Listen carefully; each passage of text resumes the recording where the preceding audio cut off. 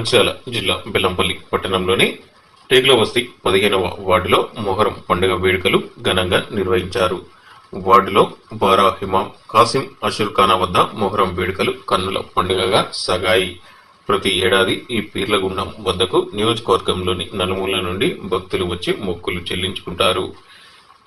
ఈ పీర్ల మసీదుకు చాలా ఏళ్ల చరిత్ర ఉందని స్థానికులు చెబుతారు. ఇక్కడ పీర్లను భక్తి శ్రద్ధలతో కొలిచి ఏదైనా కోరిక కోరితే తప్పకుండా నెరవేరుతుందని ప్రజల్లో విశ్వాసం ఉంది.